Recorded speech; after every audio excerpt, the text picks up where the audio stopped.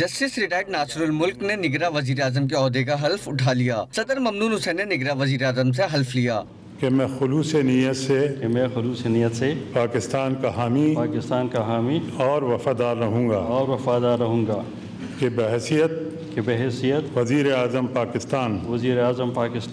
हल्फ बर्दारी तकरीब में सुबुकदोश वजीर आजम शाहिद खाकान अब्बासी, चेयरमैन सेनेट, तीनों मुसल्लह अफवाज के सरबराहान, चारों सूबों के गवर्नर और आला सिविल फौजी हुकाम भी शरीक हुए। हल्फ उठाने के बाद निगरां वजीर आजम को गार्ड ऑफ ऑनर पेश किया गया।